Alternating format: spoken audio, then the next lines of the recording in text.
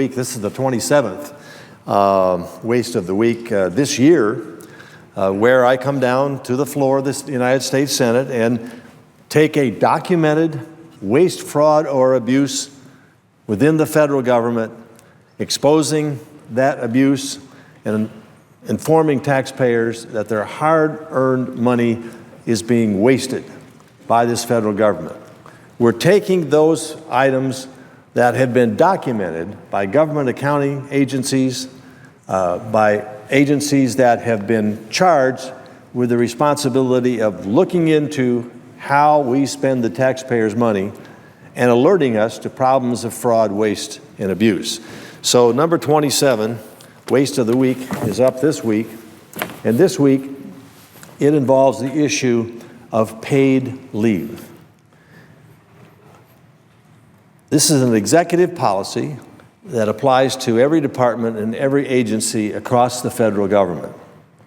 Specifically, what I would like to do today is highlight the $31 million in payments to federal employees who have received paid leave for over a one-year period of time.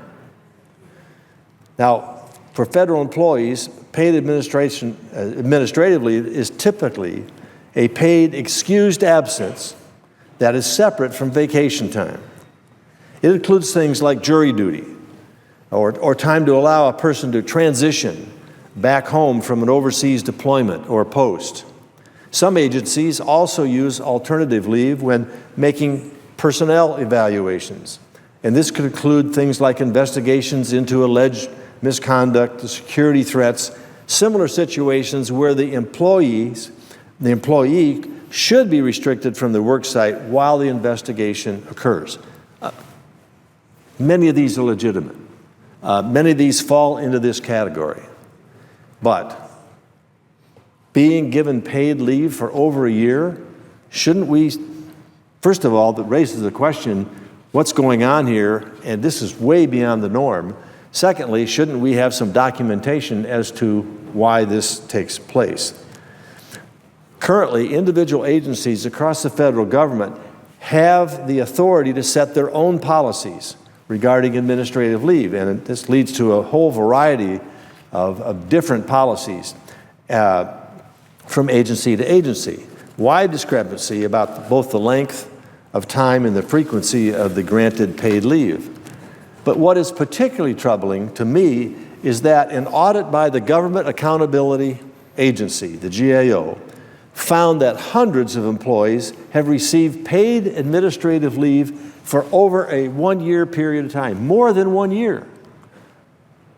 Most of us expect, yes, okay, 2 days off because I've been selected, for a week off because I've been selected for jury duty. I have a citizens and residents obligation to do that, and paid leave is justified on that basis. Returning from a post overseas to get resettled, paid leave is justified. There are some other justifications. But, you know, we have things like paid leave for pregnancy and for birth and post-birth care. We have paid leave for sickness, to see the doctor, and so forth. I mean, this is not out of the norm. But over a year, paid leave for someone over a year, and $31 million paid out to people who haven't worked for over a year, something needs to be looked into regarding how and why that takes place. Last month, the Washington Post wrote a story about how this issue has persisted within the Department of Homeland Security, even after the report was issued. The Post article states, and I quote, "Close to 100 DHS, Department of Homeland Security employees are still being paid not to work for more than 1 year." So the question I think we need to ask ourselves in response to this report is why? Why did the federal government spend $31 million to pay 263 employees not to work for more than a year? And what is the justification for the 1 year paid leaves? And unfortunately, the Government Accounting Office was unable to disclose the specific details as to why these 263 individuals were on paid leave for over a year. However, we have public reports that give examples of employees that have continued to receive paychecks for over a year. The Washington Post again reported the case of a former high-level EPA employee. For 2.5 years, this employee told the EPA he was conducting top secret work for the CIA, when in fact he was home exercising and pursuing a personal research project. He effectively, according to the Post, stole $900,000 from the taxpayers for work that he never did. And that included his salary and bonus. He was actually paid bonuses.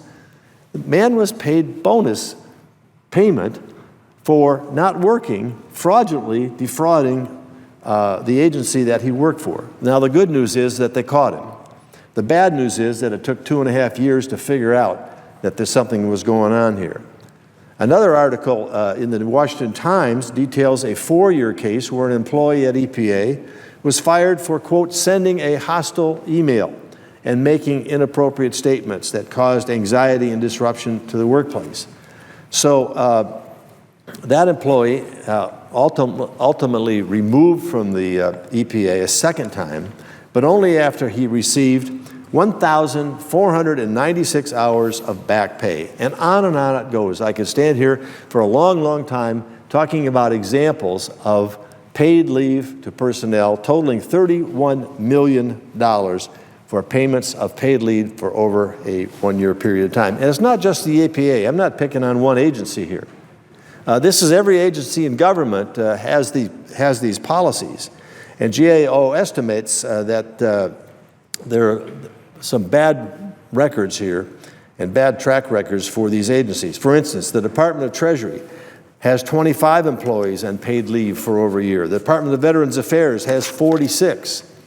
And even more disturbing is the fact that the GAO investigation found that federal agencies don't have sufficient documentation for the paid leave, if they had any documentation at all. So how can you put someone on paid leave? How can you make payments for over a year and you have no documentation as to why you're making the payments? It's coming down here with these waste of the week fraud and abuse situations. It's hard to comprehend how these things go on. The ingenuity of those who are committing fraud and those who oversee agencies that are paying this out is stunning. Now, I want to make it clear, I'm not against administrative leave. There are many valid cases here. But taxpayers deserve to know why federal agencies are paying their employees not to work for over a year without sufficient documentation for taking such action. In fact, this ought to go for all paid leave, whether it's for 1 day or 1 year or 1 month. Particularly, though, what ought to be ringing an alarm bell is someone who's on the record of receiving paid leave for several months or over a year. And I'm only documenting here that which was documented for over 1 year. Who knows how much money this would total up if we looked into every agency's policies and found out that they weren't documented and they couldn't prove that the paid leave was legitimized. So I need to give credit where credit's due. The Office of Personnel Management has finally recognized that this is a costly issue and has moved to take steps to address this misuse of taxpayer dollars. This summer, the agency announced guidance on what does and doesn't constitute paid administrative leave. And I urge OPM to follow up now and ensure that all federal agencies are implementing these recommendations. But why did it take us so long? Why do we have to have an investigative report to undertake these where is the management? Where is the management in these agencies that oversees this and does not allow this to happen? Why do we have to wait for the Government Accountability Office to come in and audit these agencies and find out this unbelievable amount of waste, fraud, and abuse that takes place?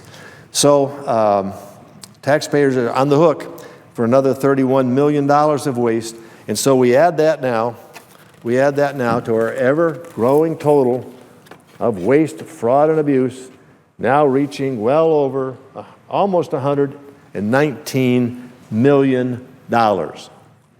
And we have members down here talking about a program that needs to have funding because it's an essential program, but we don't have money to find out how to do it. Or others come down and say